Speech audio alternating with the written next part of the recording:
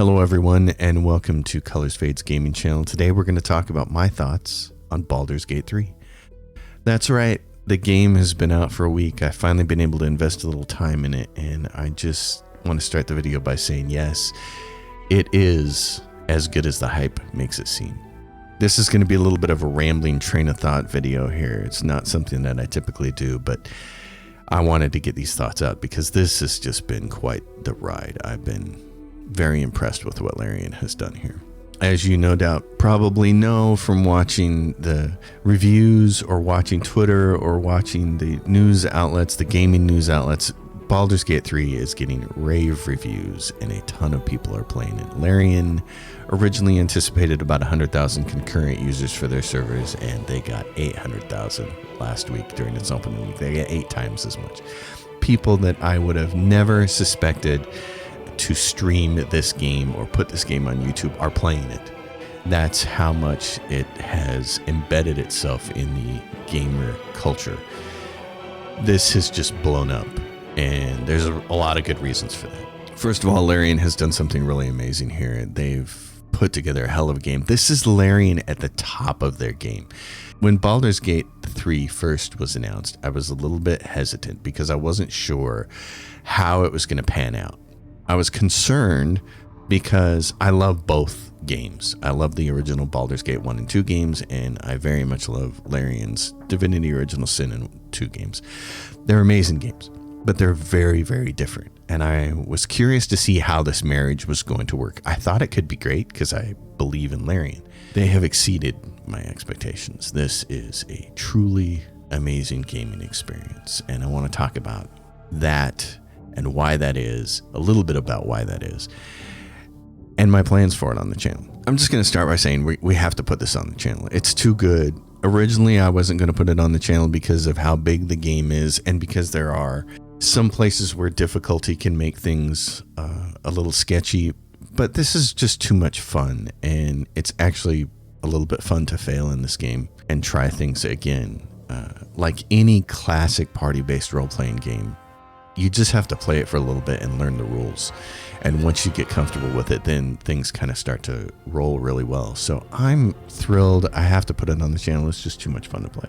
But let's start with everything that's great about this game. The characters and the voice acting. This is where a game like this is going to make it or break it, really. And Larian has made it pretty fantastic. All the characters are really well voice acted. The writing is really good. Every single interaction is a full-on in-game engine cutscene, even if you're talking to a little pig or a dog. The whole thing is just very cinematic in the way it's presented. At the same time, it is an incredibly tactical, strategic combat game. It's classic Larian. It's all the stuff that you've come to expect from Larian and how they build these types of games. The environment comes into play. All of the barrels and boxes and things blowing up and being able to push people off cliffs.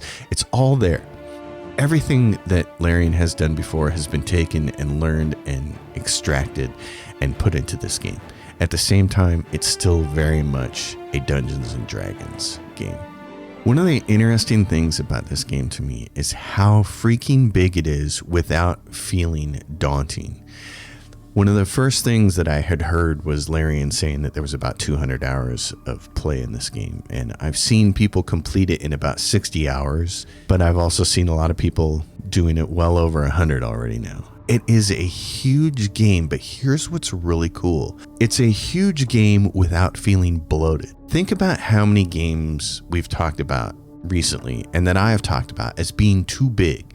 Like, I wanted Ubisoft to shrink Assassin's Creed because the games got too big. I love Assassin's Creed Origin. It's too big.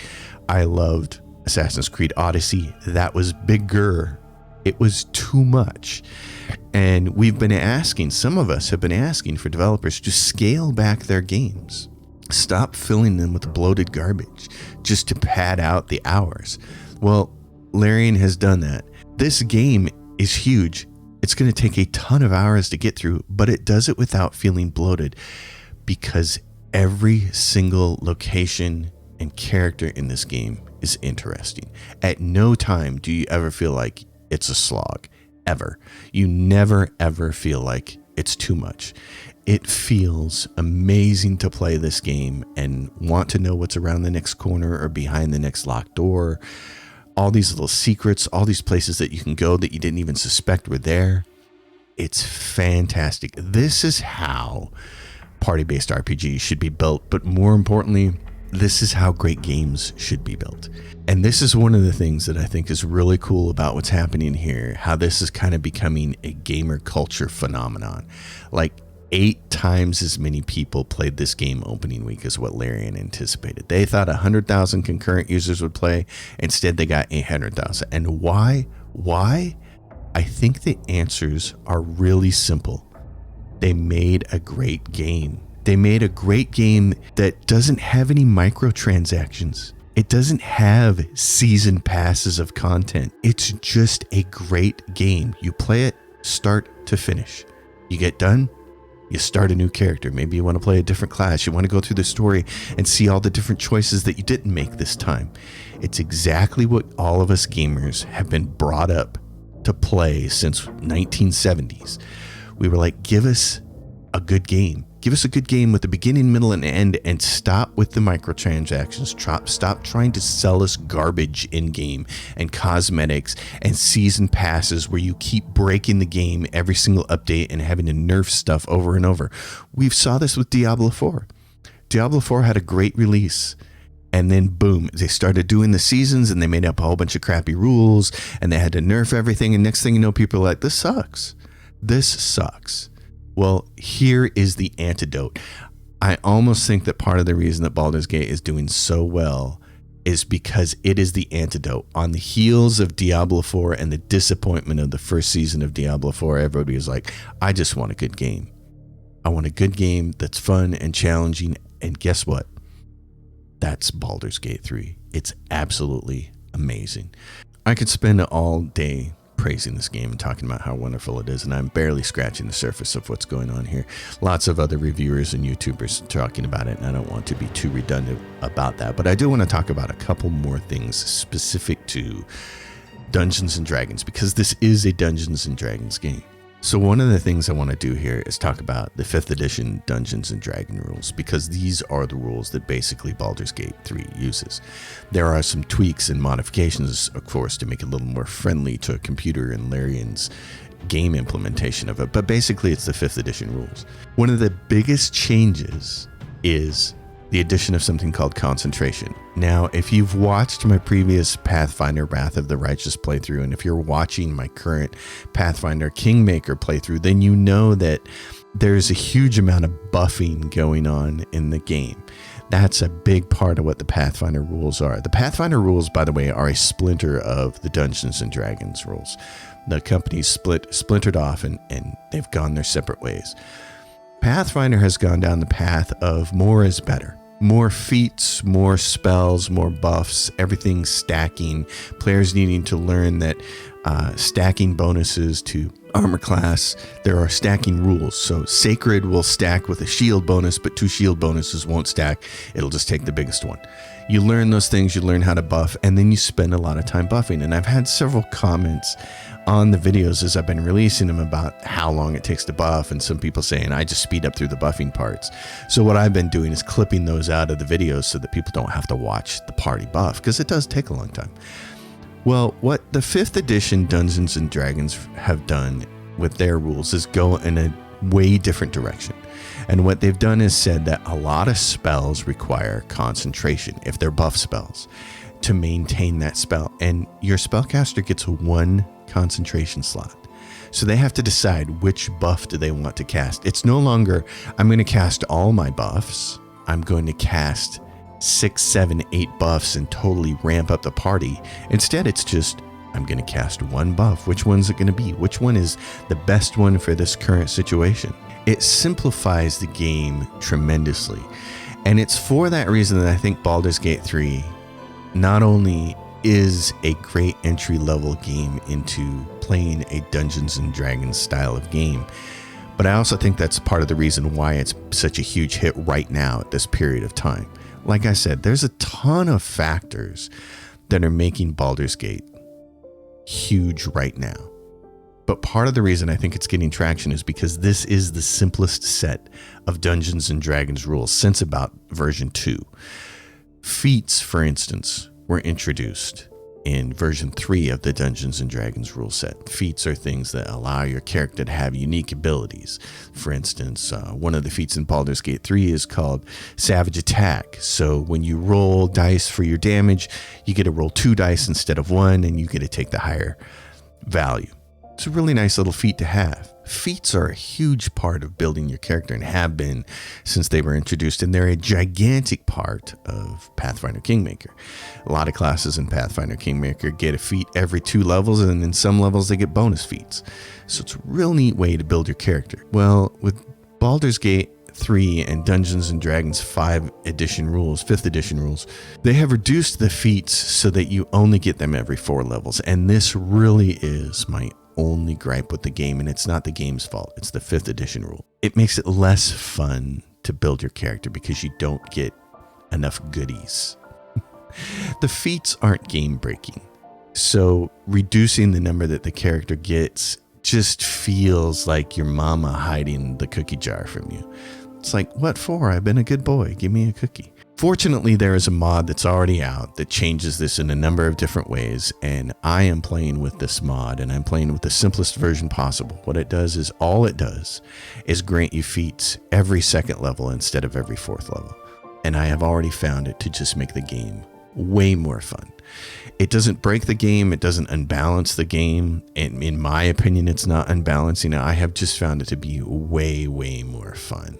So I'm really enjoying playing with that mod. And if I put the game on the channel, which I think I'm going to, that'll be the only mod that I'll be playing with. Otherwise, the game is perfect. Concentration, as much as I miss having a bunch of buffs, I actually think is pretty cool. The game is simpler to play. It's simpler to play than the Pathfinder games. There's a lot less rules. It's just pretty straightforward. And I think that's the reason, one of the many reasons why so many people are playing it, because it's not this dense Dungeons and Dragons rule set that you have to get into. They've simplified it. It's not like trying to get into Pathfinder and getting analysis paralysis and thinking, how the hell do I even pick a character and start playing? What do I need to do with my build? How do I deal with all these different rules? It's insane in Pathfinder, and if you don't know the rules deeply, you can cripple yourself. Here, it's so much more straightforward. If you've never played a Dungeons and Dragons party-based role-playing game before, if you've never played Baldur's Gate, or if you've never played Dragon Age, or you've never played any of these other games like this, you've never played the Divinity Original Sin games, you've never played Pathfinder, you've never played Pillars of Eternity, but you've always thought, I wonder if I would like that. This is the game to play it with. And the reason for that, the reason I say that, isn't just because the Dungeons and Dragons 5th edition rules are simpler, and they're much easier to get into, and there's a much less of a learning curve. It's a great on-ramp into Dungeons and Dragons. But the other reason I say that is because Larian has put together a very story-driven, character-driven, narratively driven game. So while a huge portion of the game takes place in combat encounters that are very strategic and very tactical, and also very fun and challenging, it's also a very character-driven, story-driven game. That was the marriage that I wasn't sure was going to work when this game was announced. Could they merge a very narratively driven game and a game concept and a game world, Baldur's Gate on the Sword Coast in Faerun? Could they merge that with their tactical combat turn-based oriented gameplay that they have become so good at doing and building? And the resounding answer is yes. So those are my initial thoughts on the game. I'm having a blast with it. I only have the one mod installed because I just want more feats. They make it more fun without breaking the game or unbalancing it. I've seen people fighting Cowboy, in fact, is using a mod that allows him to have 6 companions instead of 4. The mod isn't quite perfect because you can't see the character portraits of the final 2 people on it. The game really is balanced around having 4 companions. But I feel like having an extra feat every 2 levels instead of every 4 is less unbalancing than having extra companions, and tons of people are playing with the extra companion mod. So This I don't feel like is cheat or anything. I just feel like it makes the game way more fun. I'm anxious to get the game on the channel. I know there have been some concerns. One Patreon voiced a concern that I haven't finished certain games. Let me tell you, it's 2023 and there's just a ton of great games coming out. Things are not off the shelf. We're still going to be doing War Tales. I'm still finishing up the Cyberpunk series. I'm still going to casually be playing games that have been on the channel that haven't finished yet. I'm going to try to finish everything. The only thing that's not going to be finished is Dead Space. The Dead Space remake. That game's never getting finished, and I said that the last episode. But that's the only game that won't get finished. Everything else will get finished in time. But this game, Baldur's Gate 3, is worthy of attention now. A lot of people have been saying it's a contender for Game of the Year, that they didn't think anything could beat Zelda, Tears of a Kingdom, and now those people even are saying, oh no, nothing's going to beat Baldur's Gate. Of course, we still have Starfield in another few weeks. I have a feeling that Baldur's Gate may outclass Starfield in the end, only because we all know that Bethesda's nickname is Bugthesda, and if they hold true to form, Starfield will end up having a bunch of bugs that will mar it for the first 4, 5, 6 months of its release. It'll eventually get patched into a suitable form, and modders will make it hella fun, just like they did with Skyrim and with Fallout 4. I have no doubt about that. But I think for Game of the Year, Baldur's Gate 3 has got to be the front runner right now. It's amazing. So here's my recommendation to you. If you've never played one of these games, you've maybe been a little off-put, maybe turn-based combat isn't quite your thing or whatever, I totally recommend getting Baldur's Gate 3. It is the easiest on-ramp into a Dungeons & Dragons rule set. It's the easiest set of rules to play with. It's the easiest for developing characters and leveling up. It also has really great voice acting, sound effects, sound work, and music score to go with all of the fantastic tactical combat. It has everything that I could want in a single game. It's exceeded all my expectations, and it's exceeding the expectations of a lot of other people too. So that's my recommendation. It's got to go on the channel, and I think you should all go out there and get it if you haven't got it yet. But mostly, the point that I wanted to drive home is for any of you who might be on the fence because you're thinking, oh gosh, Pathfinder, so complicated. Dungeons & Dragons games can be so complicated. Larian's games were too complicated. If you had a hard time and struggled with Divinity Original Sin 1, Divinity Original Sin 2, don't sweat it. Baldur's Gate 3 is the game that you should be playing. It's the on-ramp. All right, folks, that's all I've got. I've rambled for long enough. It's a hell of a game. I hope you give it a glance, and if not, at least check it out on the channel when I start uploading videos. I will see you next time, and until then, happy gaming, everyone.